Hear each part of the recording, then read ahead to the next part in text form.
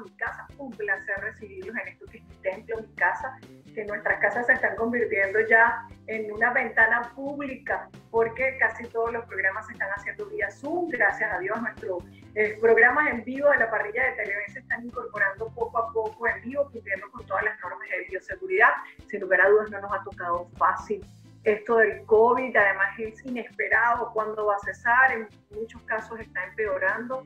Dios nos dé salud, nos dé vida y nos dé la posibilidad de poder seguir en contacto con ustedes, porque en este momento lo más importante es tener salud y poder afrontar cualquier circunstancia adversa, así que encomendémonos mucho a Dios, que todos estemos protegidos, y por eso le agradezco tanto el esfuerzo al equipo de producción, a las personas que confían en nosotros y que hacen un esfuerzo gigante por conectarse en esta modalidad. Sin duda no es lo mismo, pero cuando Dios nos pone unas circunstancias allí, nosotros tenemos que manejarlas para hacer de esto una oportunidad. Siempre lo he dicho, cada adversidad es una oportunidad. Así que bueno, por lo menos conocen un pedacito de mi casa. Miren, ese cuadro lo pintó mi papá, ese matero también lo pintó mi papá. Por aquí acomodamos nosotros el mazo, aunque no sea fácil sonarlo en el mismo momento porque no tenemos el espacio para dónde meterlo, pero seguramente en los próximos programas también invento dónde colocarlo para poder sonarlo, porque eso ya es un símbolo también para nuestro país. Estamos listos para recibir 2 casos en esta modalidad de Zoom, pero quiero recordarles la forma de contacto con nuestro programa. Tenemos un correo temporal para que ustedes se comuniquen con nosotros, shdteleven@gmail.com, shdteleven@gmail.com, mi cuenta en Instagram, @MoniFernández con Z y con S, y la cuenta oficial del programa en Instagram, @seadicho_Televen. Por allí también le pueden escribir mensajes directos al equipo con su número telefónico y los van a contactar en la brevedad posible, porque estamos tratando de grabar la mayor cantidad de casos para poder atenderlos, porque sabemos que la justicia no se detiene, y sobre todo en estos tiempos donde la mediación y la conciliación son más importantes que nunca. Agradecemos siempre a las autoridades que nos dan oportuna respuesta, a las personas que entienden cuál es nuestra finalidad acá. Nuestros casos son 100% reales, no tenemos guión, no preparamos nada absolutamente antes, sino que nos acompaña la buena voluntad y la necesidad de esta sed de justicia que tienen los venezolanos y empoderarlos a ustedes de sus derechos y también recordarles sus obligaciones. Querido equipo, estamos listos, así que vamos a ver el primer caso. Al otro lado de la pantalla nos acompaña la señora Moraima Briceño, desde aquí, desde Caracas. ¿Cómo está, Moraima? Bienvenida, buenas tardes. Buenas tardes, ¿qué más? ¿Cómo está? Muy bien, aquí, preocupada pero para adelante. Bueno, así estamos todos, pero por lo menos tenemos salud, ¿verdad? Sí, que es lo primordial. Así es. Moraima, ustedes tienen un caso que no está en Caracas, sino en Barinas. Sí, Barinita. ¿Qué pasó? Cuéntenme. Bueno, mire, hace 2 años y 4 meses nos invadieron el patio de la casa. Esos son unos terrenos que compramos mi esposo por parte. El primer terreno lo compramos en el año 1996, es una parcela de 1140 metros. Y el segundo fue en el año 1998. Y al final compramos una casa que es el que está en el medio de las 2 parcelas, que es la casa principal. Esa consta de 513 metros, el cual nosotros unimos la parte de atrás de las 2 parcelas como patio productivo. Okay. Nosotros estamos en Caracas, pero nosotros siempre viajábamos para allá. Allá vivió mi mamá un periodo de 10 años, después se enfermó, me la traje, y después mi esposo le dio eso a los primos, que son los que viven allá, porque mi esposo es de allá, de Barinita. Él nació, y bueno, nosotros compramos allá para un futuro, cuando nos jubilaran, o irnos para allá. Pero ¿qué es lo que pasa? Que hace 2 años y 4 meses se metieron 14 familias, abrieron un boquete, porque las 2 parcelas tienen paredes de bloque. Ustedes se enteran hace 2 años y 4 meses, ¿verdad? ¿Cómo se enteran de eso, de que esas personas estaban dentro de su propiedad? Porque me está hablando de 14 familias. 14 familias es mucha gente, de manera que quiero saber cómo se enteraron de que ellos entraron allí, y sobre todo, Moraima, ¿qué hicieron una vez que ustedes se enteran que estas personas entraron en su propiedad? Porque efectivamente, si estas personas se introdujeron ilegalmente dentro de su propiedad, estaríamos hablando de un delito de invasión. Cuando usted formula la denuncia a la fiscalía, ¿por qué me dice usted que la fiscalía le dice que no, que eso no procedía? Porque cuando nosotros fuimos a la fiscalía, nosotros denunciamos los líderes de la invasión, porque ellos fueron a hablar con nosotros. Y ellos nos dijeron a nosotros que ese era un rescate de terreno que el cual lo había dado el alcalde de ahí, pero como le digo yo, ajá, pero ya nosotros introducimos la alcaldía que no son terrenos municipales, sino son terrenos de propiedad privada. Ok, pero cuando usted dice, porque eso es un dato importante que cambia todo, ¿no? Porque me llama la atención, primero, que son muchas personas y eso ya de alguna manera luce como organizado, pues efectivamente está organizado. Segundo, es difícil que el Ministerio Público le diga no procede la denuncia si el Ministerio Público no tiene algo de lo que agarrarse. Y luego aparece un tercer elemento y es que le indicaron en la alcaldía que probablemente la alcaldía expropiaría o habría expropiado los terrenos. Porque si no, a pesar de que efectivamente sabemos que no todo el mundo procesa las denuncias de invasión, en el caso de ustedes pareciera que está muy claro el hecho de que efectivamente entraron de manera ilegal, que tomaron un terreno que es propiedad privada y que no ha habido una respuesta de las autoridades a pesar del paso del tiempo. Eso me indica, Moraima, que seguramente sí hay un acto administrativo producido por algún ente público. Por eso yo le preguntaba, para ir descartando, porque las circunstancias no son las tradicionales, porque, repito, el hecho de que sean tantas personas y que se les permita estar allí y que estén construyendo y que estén habitando el área, indica que de alguna manera, aunque ustedes no lo sepan, alguien les ha permitido estar allí e inclusive de una manera bastante formal. Ahora, ustedes han buscado ese acto administrativo y no aparece. No aparece. Cuando nosotros volvimos a la fiscalía a obtener el documento, ¿verdad? Que ellas me mandaron, me respondieron que desestimaron la denuncia y nos dijeron que el único órgano que podía desalojar era la Secretaría Ejecutiva de Seguridad Ciudadana. Pero cuando mi esposo sirvió de ese entonces como trampolín en el sentido de que él llevaba como mensajero, llevaba y traía, porque para ese entonces había problema con el transporte, con el mensajero. Entonces, en vista de eso, que mi esposo llevaba a la gente, pues, por ejemplo, nosotros fuimos a la Defensoría del Pueblo y ella traía a la Defensoría del Pueblo, fuimos a la secretaria, ellos vinieron y hicieron la inspección, pero lo más cumbre, que cuando ellos vinieron a hacer la inspección del terreno, ellos como que se comunicaron, porque cuando ellos vinieron no había ningún invasor y no pudieron entrevistar a nadie. Vamos a ir, Moraima, un momentito al receso, a ver qué hacemos en este caso, porque sin duda este caso se complica, primero porque estamos hablando del interior del país, donde es mucho más chiquito todo, donde hay menos fiscalías, menos tribunales, donde hay menos acceso quizá a la justicia, y probablemente, Moraima, tengamos que hacer algo a nivel de Caracas para buscar una reacción institucional de otro nivel. Vamos un momento al receso y luego continuamos con el caso.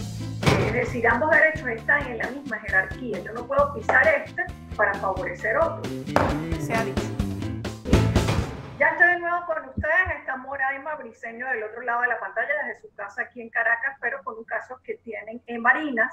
Un caso complicado, Moraima, porque sin lugar a dudas estar esperando un acto administrativo para saber cómo voy a recuperar mi propiedad es algo sumamente incómodo.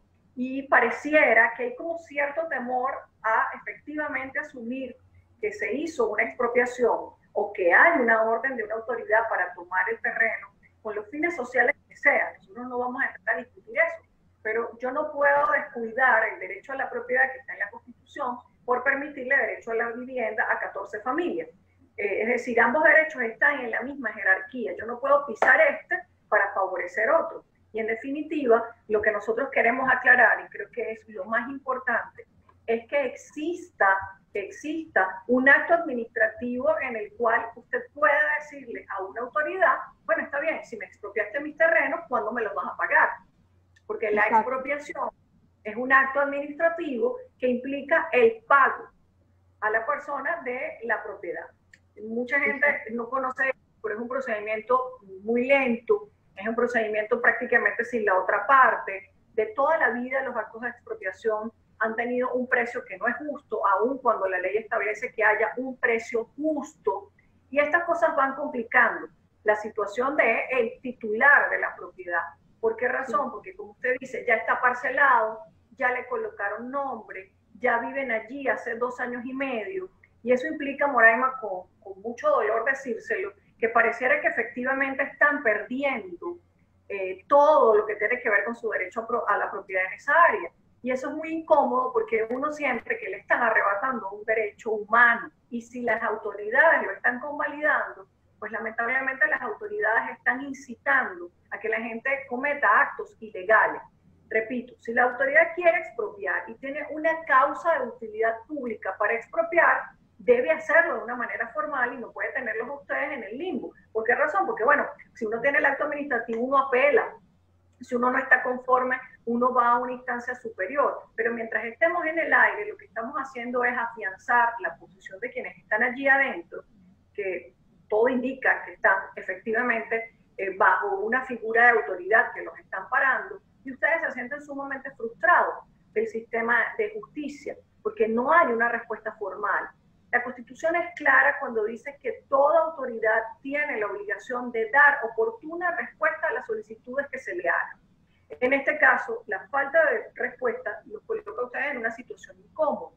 Y yo creo que es necesario, Moraima, que se haga un requisito fundamentado a la Fiscalía General de la República para que la Fiscalía General de la República pida información de alto nivel y le diga a su fiscal superior en el Estado, bueno, ¿qué está pasando con este caso? Si efectivamente están allí con la orden de una autoridad, vamos a darle a esta señora la orden de la autoridad para que usted sepa lo que tiene que hacer.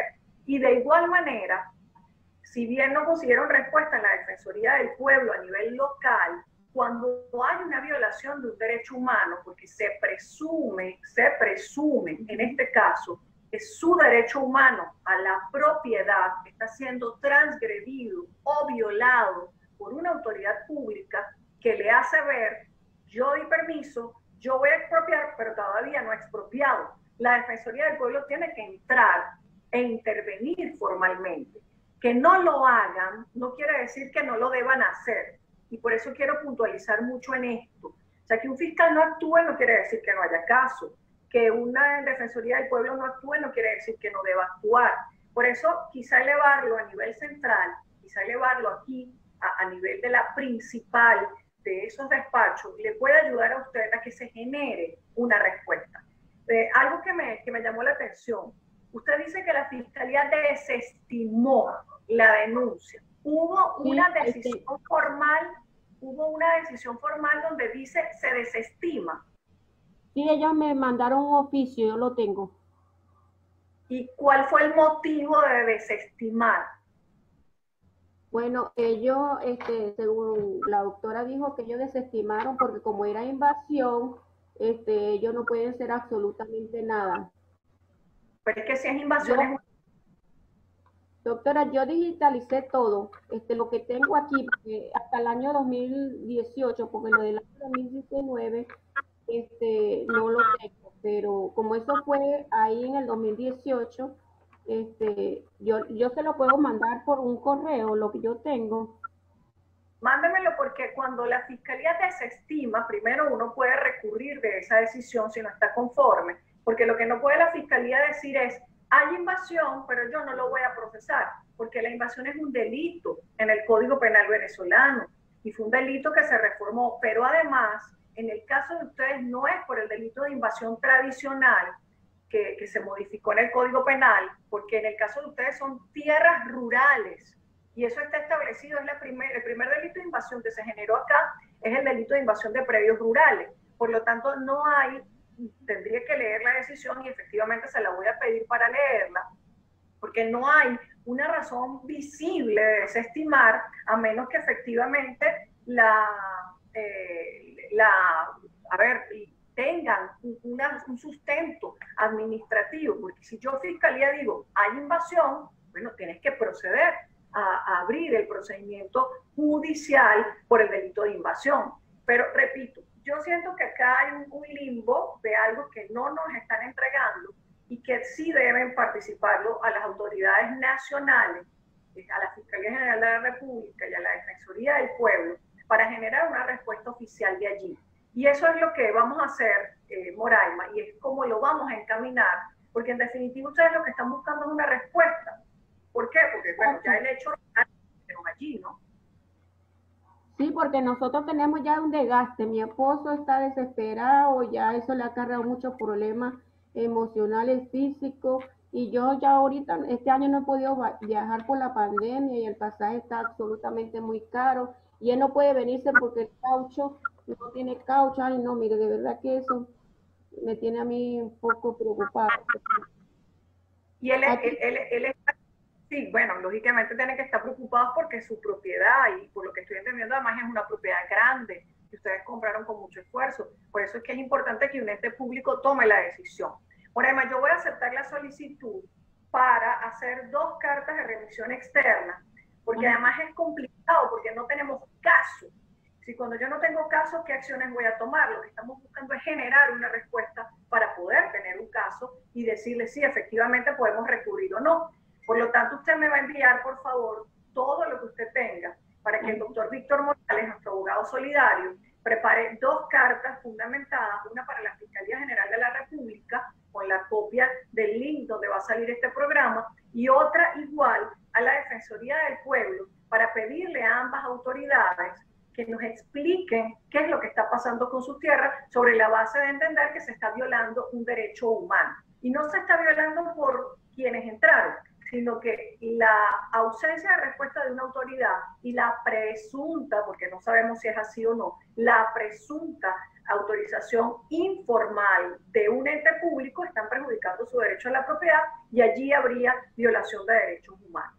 Si con eso no tenemos respuesta, buscaremos otro mecanismo, pero seguramente sí la vamos a tener, porque además vamos a acompañar el link del programa, donde públicamente usted está diciendo, a mí alguien me quitó los terrenos, a mí aquí nadie, absolutamente nadie me responde, y eso tiene que también tener una oportuna respuesta, como se lo dije en el corte anterior, porque así lo dispone la Constitución. Así que, Moraima, acepto la solicitud y se lo enviamos al doctor Víctor Morales para que haga esas 2 cartas, se las entregue y usted misma la consigne ante los 2 entes públicos. ¿Está claro? Muchas gracias, doctora. Le voy a mandar ahorita, se lo mando por el correo del programa. Por el programa, se ha dicho. Las chicas de producción te dan la indicación, ¿está bien?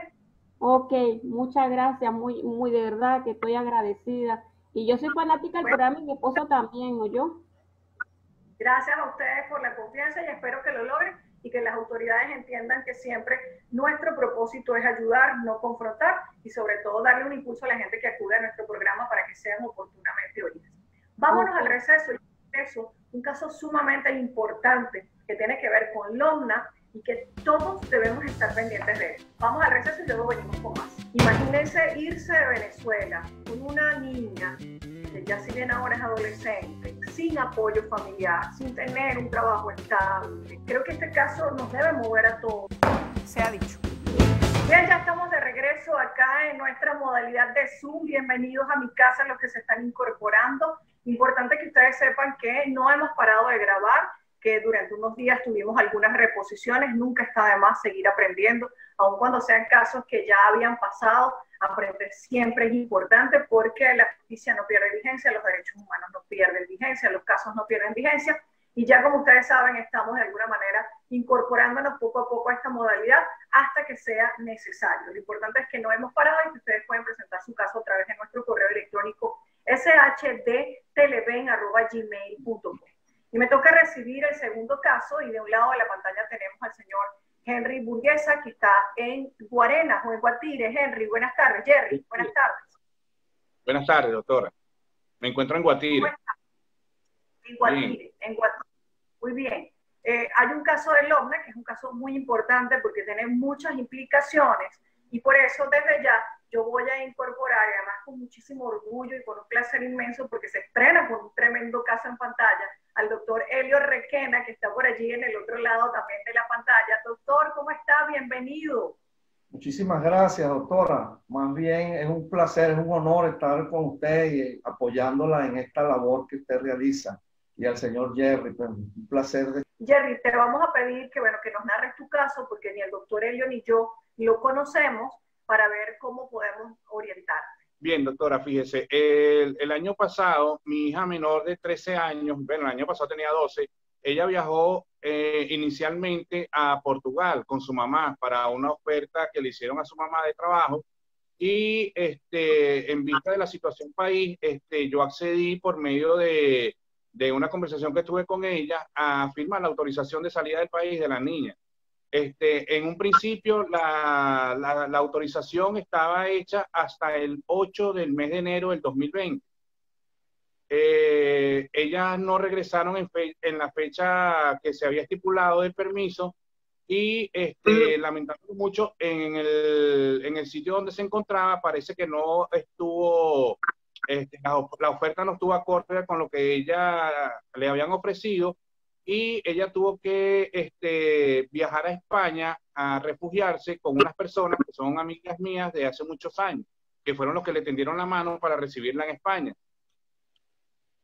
Bien, entonces como le comento, no parece ser que las cuestiones que le ofrecieron no eran las ideales. A ella le bloquearon el pasaje de regreso a Venezuela y es por eso que ella se puso en contacto con estas personas en España y a ella la reciben en España. Eso fue en el mes de enero. Yo nunca tuve contacto con ella hasta el día 29 de febrero, que fue cuando ella se comunicó conmigo en vista de que estas personas le solicitaron de que me informara porque yo no sabía dónde se encontraba la niña, no sabía dónde se encontraba ella y todas estas cosas. Yo logro ponerme en contacto con ella a partir del 29 de febrero y es donde ella me explica la situación, que se quedó sin pasaje, que se quedó sin trabajo, que no tenía cómo regresar a Venezuela. Me solicitó ayuda, estuve tratando de ayudarla, pero como usted sabe, o sea, un pasaje de retorno de allá no es muy accesible, pues, para mí en este sentido. Estuvimos buscando la manera de reunir el dinero para comprar los pasajes, pero lamentándolo mucho se atravesó lo de la pandemia también, del COVID-19. Bueno, todo esto llevó a que ella cayera en un estado depresivo a motivo de que no tenía pasaje, no tenía cómo regresar, no tenía trabajo. Y bueno, lamentándolo mucho, ella en el mes del 29 de mayo, ella tomó la decisión de quitarse la vida. Wow. Ella, a raíz de esta situación, la niña queda con las personas, como ya le comenté, que son personas con las cuales yo trabajé hace más de 20 años, porque yo soy profesor jubilado. Estas personas son compañeros míos de trabajo de hace muchísimos años. Gracias a Dios, la niña hasta ahora está en muy buen cuidado, estamos muy bien atendida. Y bueno, yo en principio, porque no sabía cuáles eran los pasos a seguir después de la muerte de su madre. Ok, Jerry, ya me sigues contando, porque lógicamente, doctor Elio, esto es fuerte escucharlo y nos lleva un poco a reflexionar, y sé que el doctor ha participado activamente en todo lo que tiene que ver con formalizar o extremar los cuidados para que un niño o un adolescente salga del país, porque uno cuando escucha, doctor Elio, situaciones como estas, imagínense irse de Venezuela con una niña que ya si bien ahora es adolescente, sin apoyo familiar, sin tener un trabajo estable. Creo que este caso nos debe mover a todos y debe mover a las instituciones a entender, miren bajo qué escenarios estamos buscando otras alternativas, al punto, doctor Requena, que una madre cae en depresión. ¿Cómo una niña de 13 años puede entender lo que está pasando en un país extraño, separada de sus padres, sin una condición legal en España, donde además le van a pedir documentación con relación a la niña, doctor? Sí, fíjense, es muy interesante lo que usted dice, doctora, porque emigrar a otras latitudes por la desesperación que uno pueda tener, por la situación económica, debe uno tomar en consideración la verdadera planificación, o sea, planificar la emigración. No es irse por irse nada más por la desesperación del momento, sino saber, por ejemplo, las condiciones, el estatus que uno pueda tener allá, las condiciones laborales, las condiciones, la idiosincrasia del mismo país donde uno va a emigrar. Es decir, una serie de circunstancias. Incluso existe un pacto mundial firmado por 164 países, el pacto mundial referido a la migración responsable, la migración segura, ordenada, que garantiza un poco la situación de estos emigrantes para, vamos a decir, ponerle un poco de posibilidad de garantizar los derechos humanos a estos emigrantes, nuestros venezolanos que se residen en otros países. Y lamentable que ese haya sido el resultado, porque bueno, así sería el desesperación de la madre. yo infiero que probablemente ya se fue en unas circunstancias de depresión y desesperación. La depresión es una enfermedad silenciosa y lamentablemente la que recibe todo esto y que no sabemos tampoco cómo ella ha asimilado ese proceso de ruptura, de fallecimiento de la madre, etcétera, es la adolescente, Jerry.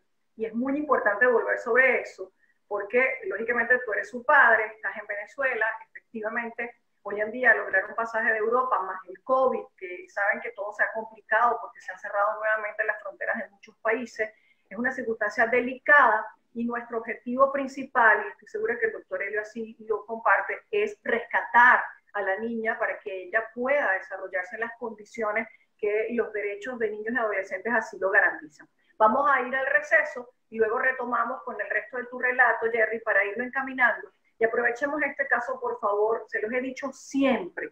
Y tengo una hija que se ha ido del país, pero se fue con una planificación, se fue con una visión, se fue siendo mayor de edad, se fue con ciertas condiciones de apoyo familiar, pero no se puede ir uno a lo loco. En Venezuela todavía hay muchísimo por hacer, aunque uno pasa trabajo, está en su país, tiene vecinos, tiene gente conocida que lo puede apoyar a uno. Entonces, por favor, entendemos que haya gente que quiere buscar otras alternativas, pero siempre esas alternativas tienen que ser conscientes y no emocionales, porque estamos viendo el resultado de no hacer las cosas de una manera adecuada.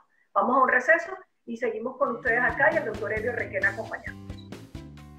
Fíjense, allí cuando fallece la madre, evidentemente estamos en presencia de la extinción de la patria potestad respecto de ella. Se ha dicho. Ya estoy de nuevo con ustedes, sigue acompañándonos el doctor Helio Requena, que les recomiendo que lo sigan en su cuenta Instagram, Requena Helio. Lo vamos a colocar aquí también en pantalla porque tiene excelente información vinculada con todo el tema del OMNA y todo el tema de familia. Del otro lado de la pantalla está Jerry, desde Guarenas, donde además estamos comentando un caso lamentable que termina con una fatalidad y el fallecimiento por el suicidio de la madre. Tienes una hija ahora en España, Jerry, que está al cuidado de unos amigos que coyunturalmente le tendieron la mano a tu esposa, y tremendo problema también para tus amigos, porque no es fácil manejar que una persona se suicide, tener que darle tus explicaciones a las autoridades, quedarte con una niña que no es tuya, y tú por tu lado estás ejerciendo o tratando de ejercer un proceso judicial acá en Venezuela, Jerry. Sí. Bien, como le seguía comentando, en el momento del fallecimiento de la madre, yo fui contactado por las autoridades españolas. Ellos me dieron parte de lo sucedido, solicitaron a su vez que, o sea, mi autorización en cuanto a cuál sería la mejor opción para que la niña se quedara bajo cuidado temporal mientras que pasaba toda esta circunstancia. Yo hablé con las autoridades españolas y, por supuesto, como ya yo venía desde el mes de febrero sabiendo quiénes eran las personas con las cuales se encontraba, yo autoricé para que la niña se quedara con ellos hasta tanto se pudiera resolver esta situación de pandemia, porque sabemos que no hay vuelos, no hay cómo ir, no hay cómo regresar hasta ahora, hasta ese momento. Bien, en ese transcurso del tiempo, le repito, desde el 29 de mayo en adelante, yo estuve tratando por acá en Venezuela de averiguar, porque de verdad que no sabía cuáles eran los procedimientos legales para hacer todos estos trámites. Y bueno, yo me dirigí al tribunal de acá de Logna de Guatire, que era el que corresponde por la zona donde vivo. Me costó un poco porque una semana trabajaban, otra no, y así hasta que logré dar con la doctora Franco, que fue la que me atendió. Yo le expliqué la situación. Ella me dijo a mí para ese entonces que ellos se reunían una vez cada 15 días en Caracas para discutir estos casos y llevar estos casos que se le planteaban. Bien, cuando la doctora se reúne acá en Caracas para plantear el caso, da la casualidad, o sea, que ella se entera de que ya había un expediente abierto. O sea, tú fuiste al tribunal a pedir qué información, porque es importante la intervención del doctor acá, porque efectivamente en ausencia de la madre, el padre, existiendo, tiene la custodia y además la plena patria potestad, doctor Helio. Sí.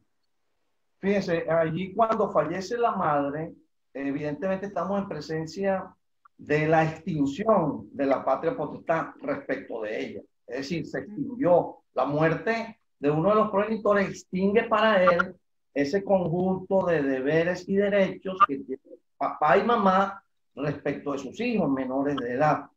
Es decir, que al fallecer la madre queda en exclusiva el ejercicio, vamos a decir, la titularidad que ya la tiene, más el ejercicio unilateral de la patria potestad en manos pues del señor Jerry Alexander respecto de su hijo. O sea, es de pleno derecho. El Exacto. hecho del fallecimiento hace que recaiga solamente y de manera exclusiva la patria potestad en el señor Jerry Alexander. Eso significa, doctor Helio, que en principio, ante una fatalidad como esta, que puede ocurrir en cualquier escenario, pudo haber ocurrido en Venezuela, él no tiene que acudir a un tribunal a decirle, otórgame la custodia, porque en definitiva ya él podría ejercer inmediatamente su plena patria potestad con relación a la chica, ¿no?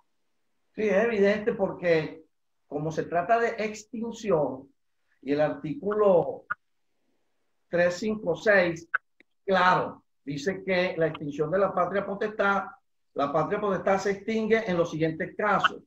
Y si nos vamos al literal C, muerte del padre, de la madre o de ambos.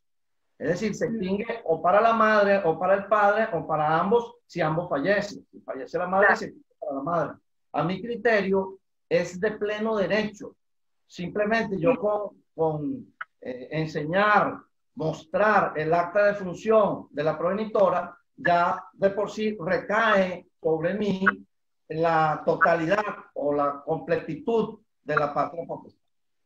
Igual coincido con usted, pero en el caso de Jerry, te enteras que la familia materna ejerció un procedimiento para solicitar la custodia de la adolescente, Jerry. La familia materna se fue directamente por el Tribunal de Loja en Caracas y ellos alegaron allá que yo no me encontraba en el país, que yo no me iba a hacer cargo de la niña, que ellos no hallaban cómo dar conmigo. Se produjo una sentencia en la cual le ceden la patria potestad a la abuela materna. Y esta abuela materna, a su vez, la cede a un familiar que tienen en España, que es para mí es un total desconocido porque es un primo de la mamá fallecida. Pregunto algo, Jerry, ya va, antes que entremos al resto del procedimiento, porque es delicado. Entiendo, tú estás en Venezuela. ¿Por qué la familia materna dice que tú no estás en el país? ¿No te citó un tribunal? ¿No te llamaron? ¿Esa decisión fue sin ti? Eso todo lo hicieron a mis espaldas, doctora. En ningún momento yo fui llamado por ningún tribunal. A mí nada. Sus comentarios con relación a esto, porque además hay algo interesante. La niña está fuera del país o la adolescente está fuera del país. El papá vive en una jurisdicción en Guatire, pero la familia materna ejerce una solicitud por Caracas, ¿no? Porque inclusive, ¿cómo nos enteramos de que esto está pasando? En este caso, porque coincidió que hay información. Claro, fíjense. Claro, hay que precisar unos detalles. La patria potestad no se puede transferir a ninguna otra persona. O sea, las instituciones sustitutivas de la patria potestad pudieran ser, por ejemplo, una custodia provisional, pudiera ser una colocación familiar, que es la más idónea, es decir, una persona, un niño adolescente que carezca temporalmente de su familia de origen, es decir, de su papá y de su mamá, de familia de origen nuclear me refiero, es posible que un tribunal, a partir de un procedimiento contencioso, por cierto, pueda dictar algunas medidas, por ejemplo, una colocación familiar temporal, muy provisional de ese niño adolescente. Entonces es posible que lo que se haya dictado más bien haya sido una medida preventiva de custodia, vamos a decir, para garantizar de alguna manera a la niña su estatus, su representación momentáneamente, mientras ubicaban al padre, mientras se hacía alguna investigación al respecto. Claro, lo que pasa es que a veces se solicita de manera urgente la medida, y como este tipo de medidas son inauditas, alteran parte, es decir, no hace necesidad, no hay necesidad de notificar a ninguna persona preventivamente, porque estamos hablando de un juicio preventivo. Es la verosimilitud del caso, la verosimilitud, no hay una certeza. Entonces, claro, al aparecer el padre, inmediatamente el tribunal tiene que reaccionar y modificar ese tipo de... Jerry, de hecho, tú recurres ante el tribunal, ya nos vas a contar al regreso del receso qué sucedió, porque como dice el doctor Requena, está bien, fue sin ti, fue rápido, efectivamente tengo una niña sola en el exterior, con una madre que lamentablemente decidió quitarse la vida, ¿qué hacemos? Pero ya apareció el padre y esto hace que tome un giro distinto la circunstancia y yo insisto, preocupadísima por la estabilidad emocional de la niña, y por todo lo que ella está viviendo en este momento, porque es el exterior, falta de madre, saber que en Venezuela se la están peleando la familia de la madre versus el padre, que etcétera, etcétera, bueno, es difícil, más el COVID, más un montón de cosas que convierten este caso en delicado. Lo retomamos al regreso del receso, enseguida estamos con ustedes. El único responsable de la crianza, la custodia, la representación y la administración de los bienes de esa niña es su padre. Se ha dicho. Y efectivamente, Jerry, el doctor Elio Requena sigue con nosotros compartiendo la pantalla. Quiero recordarles que además él se jubiló como juez superior del OMNA, es uno de los expertos más valiosos de este país en el área, que ha intervenido inclusive y ha hecho importantes aportes en materia precisamente que tiene que ver con esto de las salidas del país, de extremar los cuidados para que un niño sea retirado de su familia o vaya a otro país y que además ahora está ejerciendo la profesión y que nosotros lo tenemos con nosotros en Abogados Solidarios, cosa que es un súper placer. Y Jerry, decíamos que te enteras, vas al tribunal, recurres de la decisión, ¿qué pasó? Ellos me pidieron que hiciera un documento y se lo enviara vía correo electrónico donde yo solicitaba la revocatoria de esas medidas. Efectivamente, yo hice el documento, lo envié, ellos hicieron, en el mismo documento que se redactó, yo hice la aclaratoria con respecto a la solicitud que yo hacía para que la niña se mantuviese en la custodia de las personas con las que se encuentra ahora, puesto que no conozco a la persona que habían tomado la decisión en la primera medida. La doctora me dijo a mí que él iba a ser como un representante legal ante las autoridades españolas para que la niña pudiera ser inscrita en el sistema educativo, para que tuviese una representación legal, pero más no tenía ningún tipo de autorización para retirarla del sitio de residencia donde ella se encontraba. Hasta ahí todo estaba bien. Ahora resulta que esta persona, igualmente a mis espaldas, desde allá de España, en un juzgado de Valencia, solicitó la custodia de la niña y está pidiendo que la niña sea trasladada desde La Coruña, donde ella se encuentra, a la ciudad de Valencia, donde él reside. Esto, le repito, esto todo lo hicieron a mis espaldas. Yo no tenía ninguna información sobre esto hasta que me pongo en contacto con las personas con las que se encuentra la niña, porque una trabajadora social, que es la que lleva el caso en La Coruña, es la que se entera que la niña la están solicitando ante un juzgado por Valencia, España. Sí, fíjense que si nosotros tenemos una decisión judicial en Venezuela que revoca la medida preventiva que se le haya dictado a favor o en interés de la niña respecto de algún familiar o de alguna persona que ejercía la representación y la responsabilidad de crianza de la niña allá en España, es evidente que al revocarse eso, queda usted investido de absolutamente todas las potestades de la patria potestad. Ahora, ese documento llamado sentencia revocatoria o interlocutoria, como el nombre que le hayan colocado, debe ser apostillado y de inmediato remitirlo a esa autoridad judicial española que está tramitando el asunto relacionado con un cambio de custodia de la niña ya, etc. Para que ese tribunal español se entere de que ya un tribunal venezolano ya se pronunció señalando que usted es el único responsable de crianza, de la custodia y de todos los atributos de la llamada patria potestad.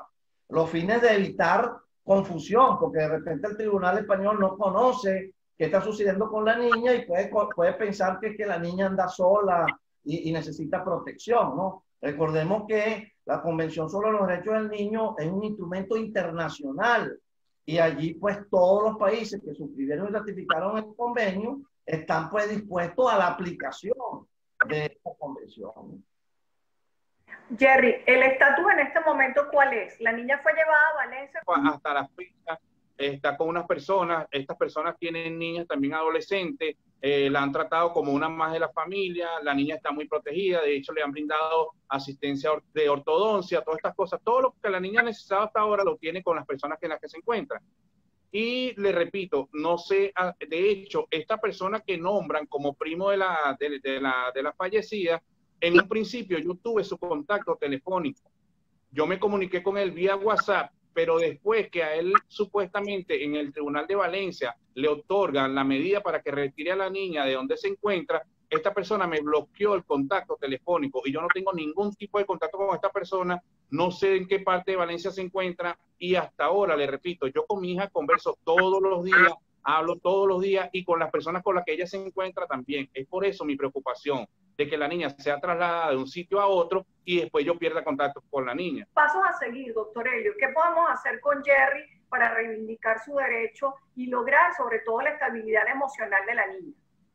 Bueno, fíjense, yo pienso que el señor Jerry pudiera hacer lo que le señalamos inicialmente, apostillar este documento, esta sentencia que revoca la medida preventiva de custodia que hayan otorgado a otras personas y donde debe señalarse, me imagino, que usted ejerce de manera exclusiva la patria potestad. Ese es el primer paso, apostillar el documento para que pueda tener valor en el extranjero, ¿correcto? Ese es el primer paso. También es recomendable, como existen unos llamados jueces de enlace, el Tribunal Supremo de Justicia en sala de casación social tiene un listado de jueces de enlace. Creo que la doctora, que es coordinadora del circuito judicial de Caracas, de protección, creo que está designada todavía como juez de enlace. Esos jueces de enlace no investigan, no deciden, sino que, como su nombre lo indica, son jueces de enlace. Enlazar a los jueces, llegar a acuerdos, llamar por teléfono. Entonces yo le recomendaría que acudiera a ese juez de enlace para que ese juez de enlace pudiera comunicarse con el juez de España que tenga el caso y aclararle como juez de enlace venezolano, decirle, mire, tenga cuidado porque aquí hay una decisión judicial que revocó esa colocación y el único responsable de la crianza, la custodia, la representación y la administración de los bienes de esa niña es su padre Jerry Alexandre Burguesa, porque falleció la madre y aquí en Venezuela la extinción de la patria potestad ocurre expedita porque la juez de enlace o el juez de enlace correspondiente debe hacer la llamada, debe hacer precisamente los enlaces para solucionar el caso. Correcto. Gracias, doctor Jerry. Se nos acabó el tiempo. Vamos a seguir un poco los pasos del doctor Helio. Yo le voy a remitir formalmente el caso a él para que se haga pues lo que sea necesario, una remisión externa o el acompañamiento, pero no está de más que los niños y los adolescentes tienen derechos mundialmente reconocidos. Hay convenciones internacionales que les garantizan sus derechos. Con 13 años que tiene la niña, y siendo que ella se está comunicando contigo de manera permanente, ella también puede ser escuchada y tiene derecho a pedirle a una autoridad judicial española ser escuchada y decirle, pues mira, yo a estos señores no los conozco, yo no me quiero ir para allá, mi papá está en contacto conmigo y yo me siento por lo menos a gusto en esta casa donde estoy hasta tanto mi problema se solvente definitivamente, porque lógicamente tu reto superior después va a ser traerte a tu niña a Venezuela o buscar un mecanismo legal que le dé estabilidad a ella en España, porque además está en una edad súper complicada. Y creo que además la niña debería ser sometida a una orientación psicológica para ver qué está pasando en ella ante tantas fatalidades juntas. O sea, me voy del país, mi mamá se muere, mi papá aparece, ahora lo pierdo, mi abuela me pelea, me manda a casa unos extraños, yo me quiero quedar aquí. Eso es una edad complicada y en un país complicado. ¿Sí? Porque si nosotros nos quejamos de Venezuela, en España la adolescencia va a millones de kilómetros por hora y creo que hay que tener mucho cuidado con la estabilidad emocional de la niña. Pero estas recomendaciones ya seguro te las va a hacer también formalmente el doctor Helio, porque yo me tengo que despedir. Gracias, Jerry, porque tu caso nos ha servido doctora, por la atención.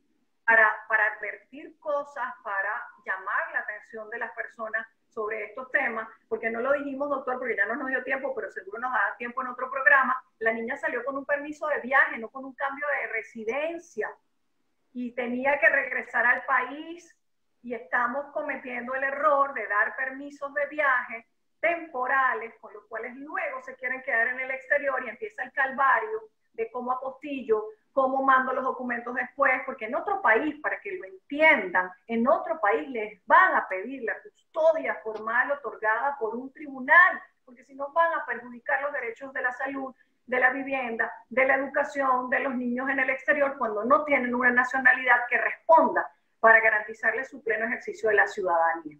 Así que bueno, vamos a tener esto en cuenta. Seguro el doctor Elio G a través de su cuenta en Instagram va a hacer énfasis en todos esos micros buenísimos que prepara de orientación.